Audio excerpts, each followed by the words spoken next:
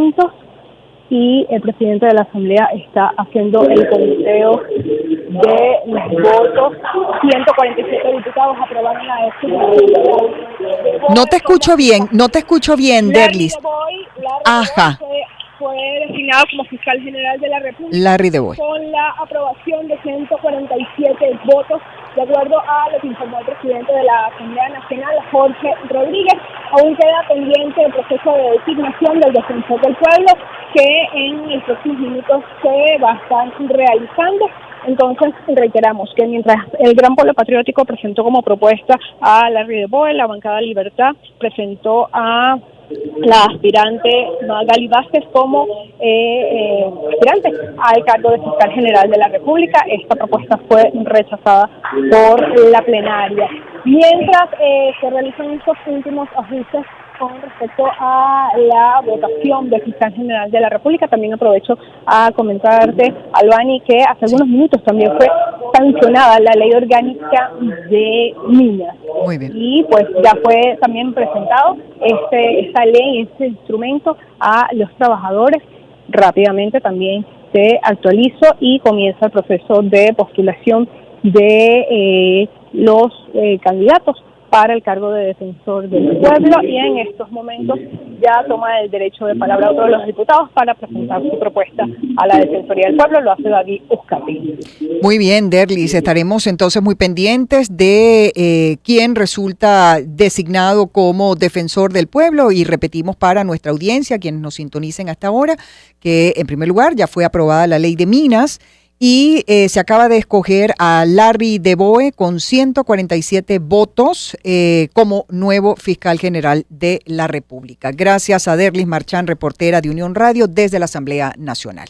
Y a las 5:19 continuamos con la información vía Finanzas Digital. Les informamos que American Airlines anunció en su página web que planea reanudar el servicio directo entre Miami y Caracas el próximo 30 de abril, condicionado a que ambos gobiernos concluyan los procesos de autorización y las revisiones de seguridad aún pendientes. Sería el primer vuelo regular de la aerolínea estadounidense hacia Venezuela desde la suspensión en el año 2019. La compañía prevé operar un vuelo diario entre Miami y Caracas con aviones Embraer 175 a través de Envoy, su filial regional. Es noticia que nos ofrece Mundo UR que el oficialismo se movilizó este jueves hacia el centro de Caracas. Durante la actividad, Diosdado Cabello ratificó que desde el gobierno se mantienen alertas ante cualquier amenaza de violencia. Daniela Rojas con el reporte. La movilización convocada por el Partido Socialista Unido de Venezuela partió desde la Torre La Previsora en Plaza Venezuela hasta el Palacio de Miraflores para celebrar la promulgación de los 20 años de la Ley Orgánica de los Consejos Comunales. El secretario general del PSUV, Diosdado Cabello, realizó el recorrido junto a la militancia por la Avenida Libertador hasta la Avenida Urdaneta y desde allí llamó a la unión y defensa de la Tolda Roja. Los conocemos. Sabemos quiénes son, sabemos lo que intentan y nuevamente tengan la certeza que los derrotaremos en cualquier situación que así lo quieran. Cabello aseguró que el despliegue de seguridad y la organización se mantendrán como pilares para garantizar la paz en el país. Nosotros tenemos que permanecer en cualquier circunstancia cada día más unidos, cada día más cohesionados, que nada ni nadie logre crear fisuras en las estructuras de la revolución bolivariana. El secretario general del PSUV respaldó el llamado de la presidenta encargada, Delcy Rodríguez, a realizar una peregrinación nacional para exigir el cese de las sanciones económicas. La movilización iniciará el 19 de abril en varios estados y culminará el 1 de mayo en Caracas. Mundo UR destaca adicionalmente que sindicatos y gremios marcharon hasta el centro de Caracas para exigir un ajuste salarial. Mardoley Prim con los detalles. La movilización cubrió 4 kilómetros. Sindicatos, trabajadores, estudiantes y jubilados partieron desde Plaza Venezuela rumbo al centro de la ciudad. Aunque en principio se conoció que se les permitiría llegar a Parque Carabobo, la movilización siguió su camino y sorteó al menos 5 piquetes de la Policía Nacional en su recorrido entre la Candelaria y la Plaza del Venezolano. Así que no faltaron los forcejeos. En este último punto ya fue imposible avanzar. Sin embargo, para el presidente de la Federación de Trabajadores de la UCB se alcanzaron los objetivos y se difundió la demanda. Eduardo Sánchez, 12:10 de la tarde. La gente quiere aumento salarial, no bono, que le respeten sus prestaciones sociales, que liberen a todos los presos y que además el instructivo NAPRI, el 27 de 92, sean derogados. Algunos manifestantes denunciaron el cobro de 600 bolívares como salario, por ello exigen se cumpla la reivindicación. Yesenia Palma. No nos merecemos esto, para esto no fue que nos formamos. Los niños de Venezuela necesitan educación de calidad. En la marcha, los estudiantes universitarios también pidieron ajustes de las becas estudiantiles, pues consideran que es imposible cubrir las necesidades. Por su parte, la agencia de noticias CFE informa que la presidenta encargada de Venezuela, Delcy Rodríguez, llegó a la isla caribeña de Granada en su primer viaje al extranjero desde que asumió el cargo. Finanzas Digital, por su parte, destaca que el Fondo Monetario Internacional inició una consulta interna entre sus países miembros para evaluar sus relaciones con Venezuela en un movimiento que sugiere un posible cambio, aún preliminar, en la posición del organismo frente al país. De acuerdo con fuentes cercanas al proceso, citadas por Bloomberg, la encuesta fue distribuida entre los directores ejecutivos del fondo, quienes a su vez la están trasladando a sus respectivos gobiernos. El objetivo es medir el nivel de respaldo político dentro de la institución ante un eventual restablecimiento de vínculos. Y volvemos a Mundo UR para comentarles que más de 100 comerciantes de la carrera 28 en el centro de Barquisimeto denuncian graves fallas en el suministro eléctrico tras la avería de los transformadores que surten a la zona.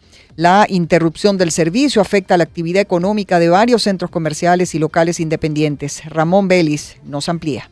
La problemática persiste desde hace un mes, lo que ha llevado a los afectados a exigir una solución inmediata a Corpoelec. Los comerciantes aseguran que la falta de energía eléctrica les ha generado pérdidas económicas diarias y complica el desarrollo de sus jornadas laborales.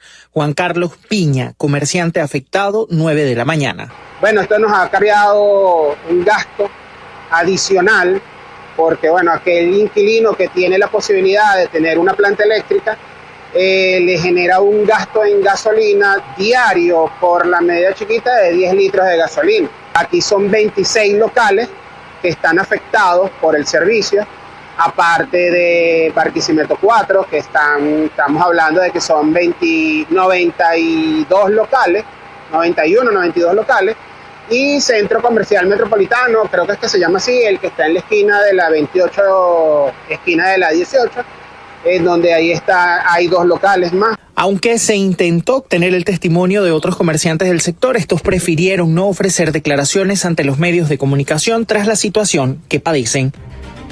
Y en noticias internacionales, vía Cancillería cubana, escucharemos un mensaje del presidente de la República de Cuba, Miguel Díaz-Canel Bermúdez, en la segunda conferencia internacional sobre medidas coercitivas unilaterales que tiene lugar en Ginebra los días 9 y 10 de abril. Desde las instituciones internacionales debemos hacer mucho más para denunciar y enfrentar las medidas coercitivas unilaterales que se imponen y refuerzan no solo contra Cuba, sino también contra numerosos países en desarrollo.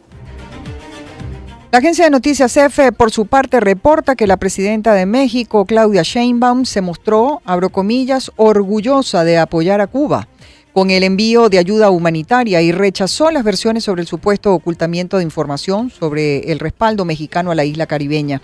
La mandataria mexicana rechazó que su gobierno haya reservado información sobre los envíos de ayuda a petición de La Habana, según publicó este día el diario El Universal, que cita a la Agencia Mexicana de Cooperación Internacional para el Desarrollo. Nunca ha pedido Cuba a México que reserve información. Entonces, y en todo caso, si lo pidiera, pues depende de nosotros si la publicamos o no. Entonces, nosotros no tenemos nada que esconder con Cuba. Al revés, estamos orgullosos de apoyar al pueblo cubano.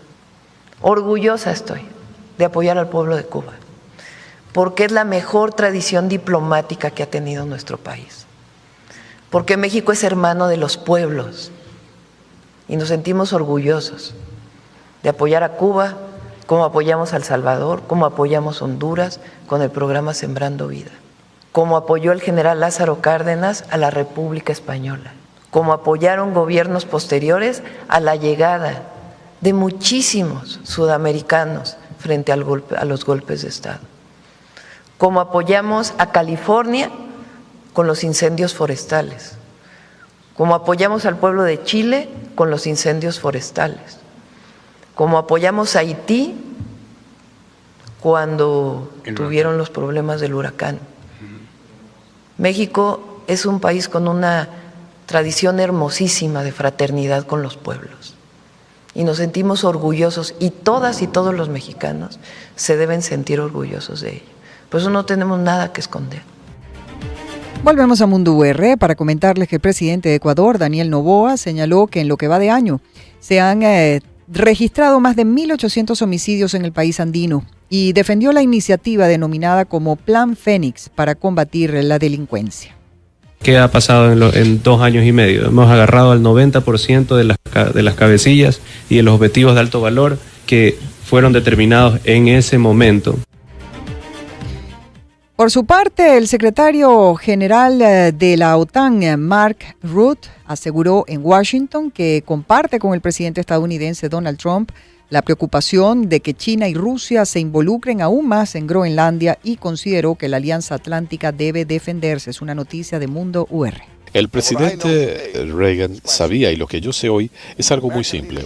El liderazgo de Estados Unidos es absolutamente esencial si la libertad va a ser la norma y no la excepción. Como primer ministro de los Países Bajos y ahora como secretario general de la OTAN, yo aprecio y valoro el liderazgo de Estados Unidos. La agencia de noticias EFE reporta que el primer ministro israelí Benjamín Netanyahu anunció que su gobierno iniciará negociaciones directas con Líbano con el objetivo de desarmar al grupo chií Hezbollah y establecer relaciones pacíficas entre ambos países. Abro comillas. Ante los reiterados llamamientos del Líbano para iniciar negociaciones directas con Israel, ayer instruí al gabinete para que las iniciara lo antes posible, afirmó Netanyahu en una nota publicada por su oficina. En su mensaje, el mandatario israelí valoró la postura de su homólogo libanés, Nawaf Salam, por su llamamiento a la evacuación de Beirut. Horas antes de su anuncio, el ministro israelí de Defensa, Israel Katz, aseguró que Hezbollah, abro comillas, anhela un alto al fuego tras la intensificación de la ofensiva israelí en el país vecino. Y bueno, afortunadamente siempre hay espacio para una buena noticia. Y la buena noticia del día de hoy es que el nogal blanco, pariente cercano del nogal negro, apreciado por su madera clara y su valor para la vida silvestre, está al borde de la desaparición de los bosques de América del Norte. Sin embargo, un nuevo estudio de Virginia Tech ofrece la esperanza de que la especie pueda recuperarse gracias a la ciencia de datos moderna. Al mapear las condiciones climáticas y del suelo vinculadas a la resistencia natural que el árbol ha desarrollado a una enfermedad fúngica, los investigadores están diseñando estrategias de restauración que podrían ayudar a esta especie autóctona a recuperarse. Lo cierto es que en un artículo publicado recientemente en la revista Forest Ecology and Management, los investigadores identifican dónde es más probable que prosperen los nogales blancos en peligro de extinción y sus híbridos más resistentes a las enfermedades. Experiencias que trascienden. Encuentro de generaciones. Éxitos. Caracas, Valencia.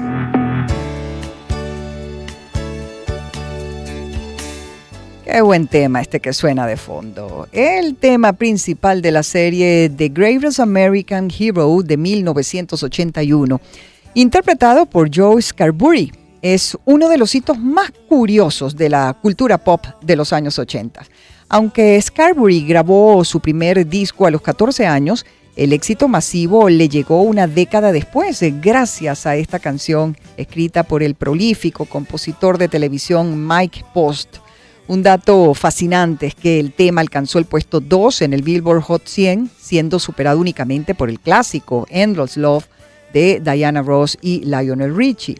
Además, la canción ha tenido una segunda vida eterna gracias a la comedia Seinfeld, donde el personaje de George Costanza la parodia en su único, o más bien icónico mensaje de contestadora, que recordarán ustedes dice algo así como: Believe it or not, George isn't at home. Bueno, como nota adicional para melómanos, Scarberry no solo cantó para superhéroes, también grabó demos para Disney y participó en proyectos de Charlie Brown y El Pato Donald. Disfruten de Believe it or not, interpretada por Joy Scarberry. Encuentro de generaciones. Éxitos. Caracas, Valencia, Maracay, Puerto La Cruz, Puerto Ordaz, Barquisimeto, El Vigía, Mérida, Táchira, Margarita, Maracaibo, Maturín. Guarenas, Guatire. Éxitos. Sonidos en primera fila.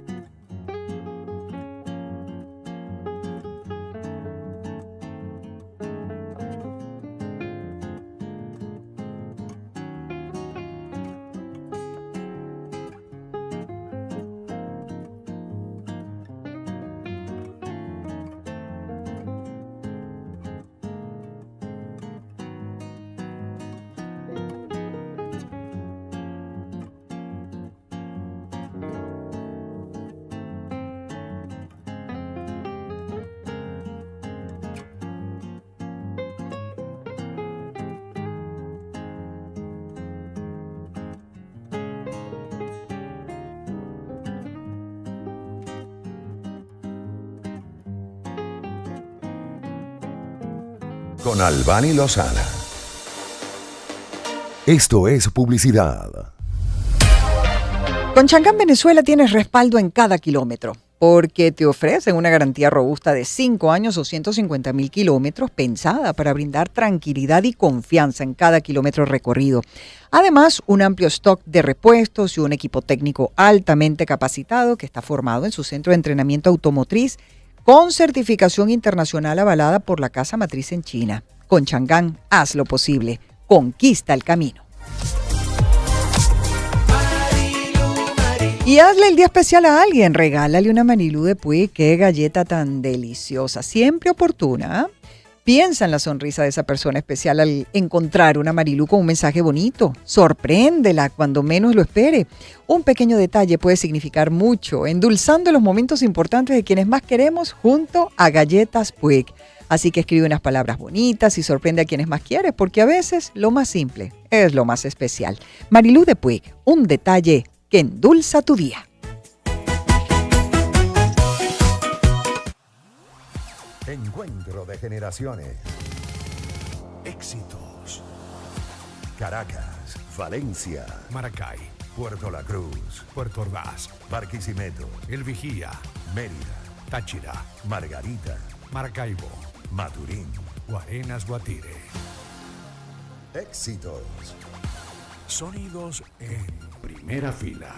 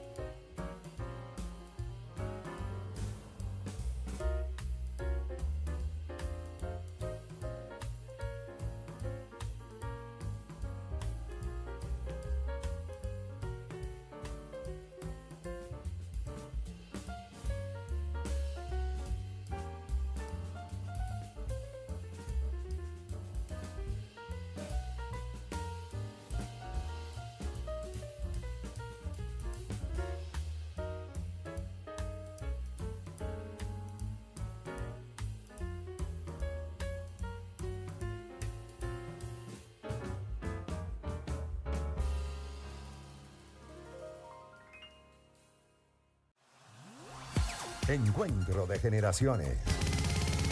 Éxitos. Caracas, Valencia, Maracay, Puerto La Cruz, Puerto Ordaz, Barquisimeto, El Vigía, Mérida, Táchira, Margarita, Maracaibo, Maturín, Guarenas, Guatire. Éxitos. Sonidos en primera fila.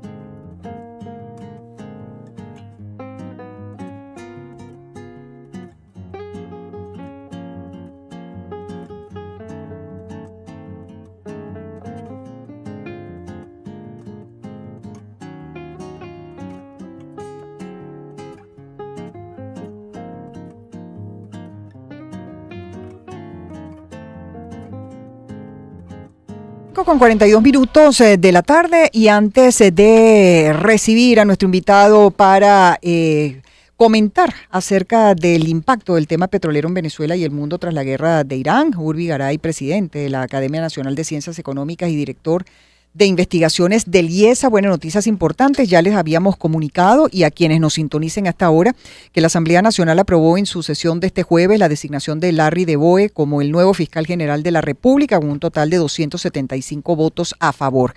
Y acabamos de conocer la información de que con un total de 175 votos, la Asamblea Nacional aprobó en su sesión de hoy jueves también la designación de Egle González Lobato como la nueva defensora del pueblo, con un total de 275 votos a favor. Aquí no sé qué pensar, porque en principio dice que con un total de 175 y después con 275. Pero lo cierto del caso es que ya tenemos nuevo fiscal general de la República, Larry de Boe, y nueva defensora del pueblo, Egle González Lobato. Y por otra parte, recordarles que también los diputados del Parlamento aprobaron con 132 artículos y las 7 disposiciones transitorias que conforman la Ley Orgánica de Minas. Finalmente aprobada esa reforma de la ley que también estábamos esperando. 5:43. Y hasta ahora sí, recibimos a Urbi Garay, porque bueno, la guerra en Irán, quise decir, de 2026, ha sacudido sin lugar a dudas los cimientos del mercado energético global, provocando un aumento drástico en los precios del crudo, que ha superado los $110 por barril. El bloqueo del estrecho de Hormuz, por donde transita, como saben, pues gran parte del petróleo mundial, ha generado, como era de esperarse, una crisis de suministros que presiona la inflación y los costos de los combustibles en todo el planeta, obligando a las potencias a buscar alternativas urgentes fuera del Golfo Pérsico. Y en ese escenario, bueno, Venezuela, por supuesto, ha recuperado una relevancia estratégica inesperada para Occidente. Ante la necesidad de sustituir el crudo iraní y estabilizar los precios, la industria venezolana, ahora bajo un nuevo marco de relaciones con Estados Unidos, proyecta un incremento de 15 a 18% en su producción para este año. Y este giro geopolítico no solo posiciona a nuestro país como un proveedor seguro, y lo cito entre comillas, frente a la inestabilidad del Medio Oriente, sino que redefine sus alianzas comerciales y acelera la apertura del sector a la inversión privada internacional. Por eso recibimos con mucho gusto a Urbi Garay, repito, presidente de la Academia Nacional de Ciencias Económicas y director de investigaciones del IESA, para conversar sobre este tema que sin lugar a dudas pues es de vital importancia en estos momentos. Bienvenido, Urbi. Bueno, muchísimas gracias por la invitación, Albany. El detonante definitivamente es el estrecho de Hormuz, la crisis de suministro, pero en todo caso, de preguntarte, Urbi, Venezuela como alternativa.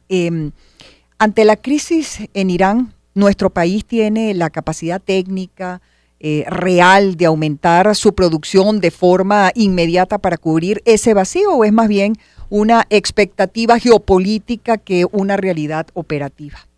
Bueno, hoy en día con la producción de Venezuela, vamos a decir, cercana al 1.000.000 de barriles, obviamente eso no da para suplir los 20 millones que pasaban por el estrecho de Hormuz antes de que empezara la guerra.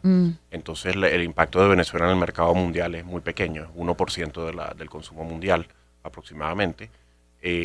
Entonces es muy pequeño. Ahora, más adelante, bueno, en la medida en que vuelva la inversión petrolera y la producción suba, pues será un actor más importante de lo que es ahora, pero nunca va a poder reemplazar esas cantidades de petróleo tan grandes, ¿no? Claro.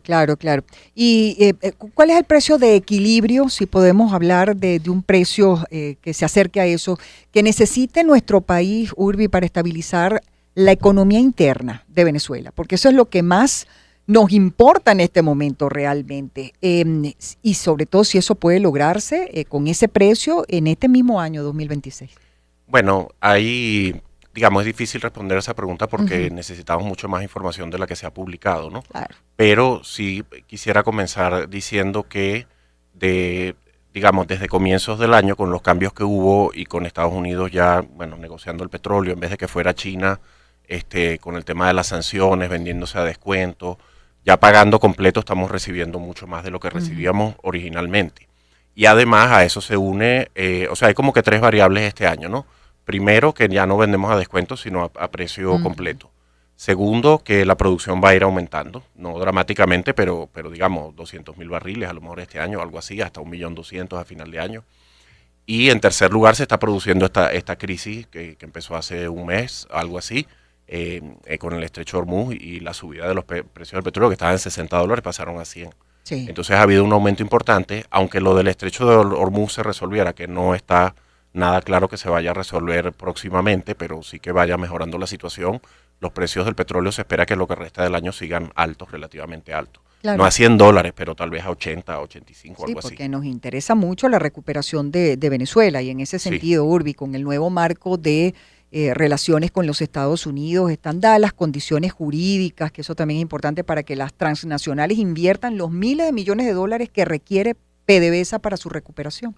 Bueno, eso todavía está por verse, ¿no? Hay los expertos petroleros pues hablan de digamos, hay algunos campos, alguna producción que con unas inversiones relativamente pequeñas se puede recuperar la producción rápidamente, que es lo que va a aumentar este año y el año que viene.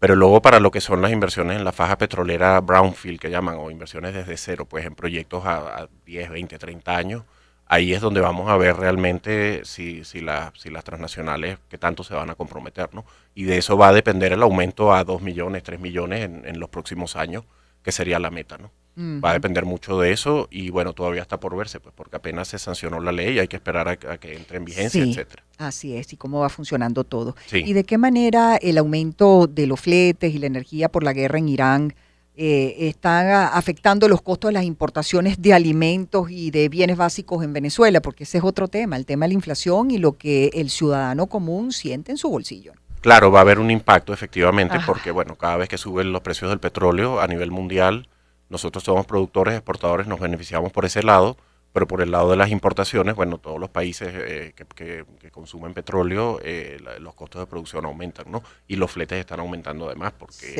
porque Irán además está cobrando por pasar por el estrecho de Hormuz, ¿no? Que eso no estaba antes. ¿Y se sabe cuánto cuesta? No sé, no es tanto, pero en términos de flete sí, pero es 1 o 2% del cargamento, no se sabe. Pero eso es algo nuevo, un peaje nuevo. Bueno. Hablando de la cuenca atlántica, se habla mucho de que el eje petrolero se está mudando del Golfo Pérsico a América. Hablamos de Guyana, hablamos de Brasil, por supuesto, de nuestro país. ¿Es esto, Urbi, un cambio permanente o solo una medida de emergencia mientras dure todo este conflicto? No, digamos, pero el eje Guyana, desde que se hicieron importantes descubrimientos de petróleo en 2015, por ahí muy importantes en su costa atlántica, ha habido inversiones muy importantes de Exxon en particular y la producción ha aumentado enormemente, ya está por 800.000 barriles, algo así, va a seguir aumentando hasta cierto punto. Es un país muy poco poblado, por eso el nivel de riqueza per cápita es altísimo, ¿no? En Guyana, pero eso ya venía de antes, ¿no?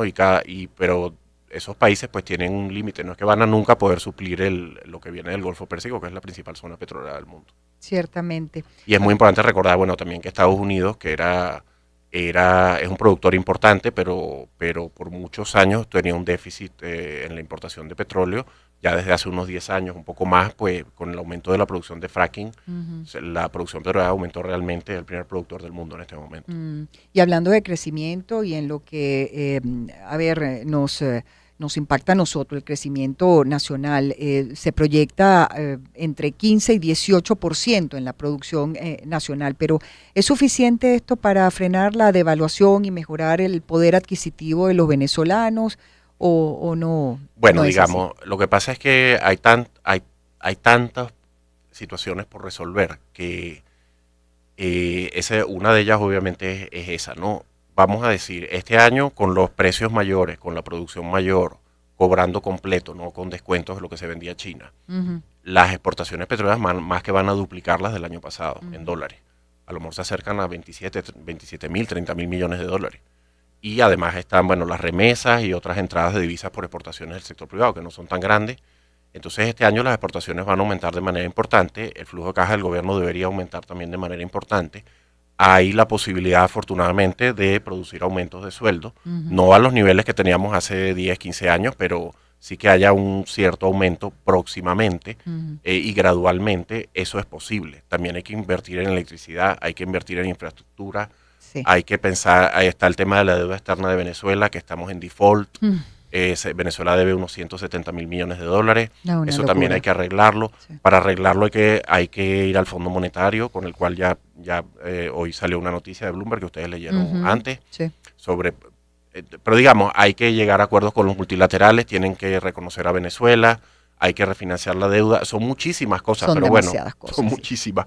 Pero lo importante es ir andando. Hay algunas que tienen más prioridad que otras. La inversión petrolera es de lo más importante porque de ahí es que viene todo inicialmente. Y allí van a venir los recursos, sin lugar a dudas. Bueno, también es importante el tema de la mano de obra calificada en todo lo que es la industria petrolera y también, bueno, para reparar toda la infraestructura deteriorada. Ahora, según las investigaciones recientes del IESA, ¿cuál es el principal cuello de botella que impide que Venezuela aproveche este boom para solucionar estos dos problemas específicos? Mano de obra calificada y, por supuesto, bueno, hacerle frente a esa infraestructura que está absolutamente devastada. Bueno, digamos, los profesores del IESA pues han hecho investigaciones sobre ese tema y el tema de la infraestructura, bueno, si se está haciendo un inventario, también otros académicos de otras universidades lo están haciendo, no solamente del IESA, pero por ejemplo en la parte del sector eléctrico se han hecho estudios, también está José María de Viana, pues que ha hecho una gran cantidad de estudios y que es experto en el área, que es miembro de nuestro consejo directivo en el IESA y bueno, colaborador permanente, tiene estudios muy, muy detallados de toda la inversión. Gran experiencia. Enorme, también, porque sin ese sector eléctrico recuperado es que son como una mesa que tiene muchas patas, cada una de las cuales es indispensable. Una de ellas, sin servicio eléctrico mejorado, no hay producción petrolera, no hay aumento de la producción petrolera ni recuperación de la industria nacional. Entonces eso se está atacando por ahí. Pero ya se han visto estas inversiones que van a venir de Estados Unidos o de empresas de Estados Unidos para el caso de la represa de Guri y todo eso, que es algo indispensable de recuperar, ¿no? Así es. La tercera o una de las represas más grandes del mundo y está funcionando a la mitad nada más, si acaso. Terrible, pero bueno.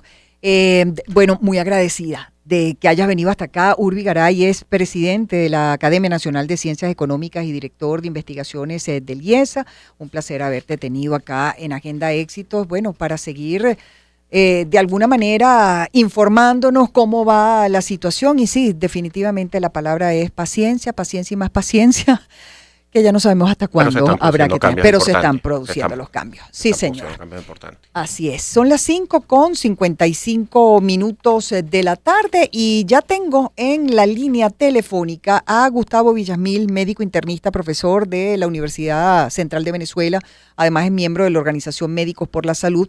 Porque, bueno, después de 10 años, el gobierno de Venezuela publicó el boletín epidemiológico y el documento correspondiente a marzo muestra la incidencia de enfermedades que están bajo vigilancia en Venezuela, así como cifras, focos y patrones de transmisión. Y el informe elaborado por el Ministerio de Salud recoge datos hasta la semana epidemiológica 12 de 2026 y confirma la persistencia de enfermedades como la malaria, la fiebre amarilla y la fiebre hemorrágica venezolana, además de reportes sobre rabia humana y la ausencia de casos recientes de sarampión. Y al respecto, bueno, el doctor Villasmil, como les decía, médico internista, profesor de la UCB y miembro de la Organización Médicos por la Salud, nos atiende muy amablemente a través de la línea telefónica. Doctor Villasmil, gracias de antemano por dedicarnos estos minutos de su tiempo y bienvenido a Agenda Éxitos. Le saluda Albany Lozada. ¿Cómo está usted? Un gusto estar con ustedes, además me dio oportunidad de escuchar a mi profesor, el doctor Urdigaray, fue mi profesor de finanzas en el IESA. Bueno, fíjense, de un sector a otro, pero el problema de la información, el problema sigue siendo, o uno de los problemas esenciales sigue siendo el mismo, la información. Sí, señor. Una década sin ella, una década casi incluso transitada, situaciones tan dramáticas como la pandemia del 2019 al 21, bueno, sin este instrumento, el boletín epidemiológico, que es así como que el anuncio a los navegantes que hacen las capitanías de puerto, a todos los que capitanean naves para que decidan todo lo que tiene que ver con el zarpe, el arribo de buques, etcétera. Bueno, nosotros estuvimos navegando sin ninguna brújula transitando estos años tan complicados, y cuando reaparece, cosa que verdaderamente la Venezuela sanitaria saluda con beneplácito. Por supuesto. Bueno, aparece a con pesar, doctor, discúlpeme que lo interrumpa, de esa revelación, ¿no? De una letalidad alarmante por fiebre amarilla, más del 55%, por ejemplo, con casos en 14 estados y circulación activa confirmada en monos en el centro del país. Y le pregunto, ¿podemos hablar de que el virus ya no es solo una amenaza selvática, sino que está tocando las puertas de las zonas urbanas más pobladas?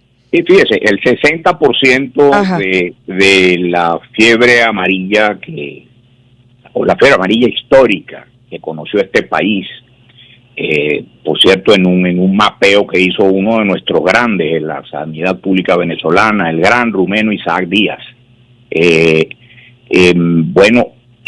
ya no es estrictamente hablando una enfermedad que surja en el medio selvático rural. 60%, un poco más de la mitad aún lo es, pero un preocupante 40% que ya no lo es, con expresiones, como usted ha dicho, tan dramáticas como el estado Lara, por ejemplo, bien lejos de la Orinoquia, por cierto. Táchira, Carabobo, Monagas. Bueno, ahora, la letalidad del virus es bien conocida históricamente. El problema es que esa es una enfermedad prevenible por vacuna, una vacuna que fue toda la vida de servicio público. No vamos a entrar en ese detalle, pero creo que vuestra audiencia entenderá perfectamente de que de aquellos polvos estos lodos. Ahora tenemos que lidiar con ese problema, y uno por lo menos agradece que haya una información que surja, se nos ofrezca a los que estamos en la primera línea de ataque a estas cosas, una información técnica de primera mano, y no como en los tiempos de la pandemia, en donde uno dependía de las redes sociales, redes informales y alguna que otra vocería oficial en absoluto cualificada desde el punto de vista técnico para lidiar con estas temáticas. Ciertamente. Dentro de esa información, por cierto, doctor, dice que el Estado Bolívar sigue concentrando el 81% de los casos de malaria, pero también vemos un incremento del 8.3% respecto al año pasado. Entonces, ¿qué nos dice usted? El problema de la malaria, como además creo que lo demostró la profesora María Elena Grillet de la Universidad Central, está íntimamente ligado a la tragedia ecológica del arco minero. Toda una ecología zonal fue trastocada de una manera profunda. Esto es un tema que debe ser debatido, así como se debate el tema del sistema eléctrico, de la industria petrolera. Todo ese tema tiene que ser puesto ya no solamente al nivel del debate técnico, ¿no?, de la ciudadanía, porque de allí deriva todo un disturbio, repito, en términos epidemiológicos, que se tradujo finalmente en la constitución de un foco imbatible, que es el que tiene su epicentro en el municipio Sifontes, en Tumeremo, y del cual surge largo, 2/3 partes más, bastante más quizás, de toda la malaria que se reporta en las Américas. Bueno, ese es, así como la deuda externa de 170.000 millones de dólares, bueno, ese es otro numerote con el que los venezolanos tenemos que empezar a lidiar desde ahora. Usted sabe que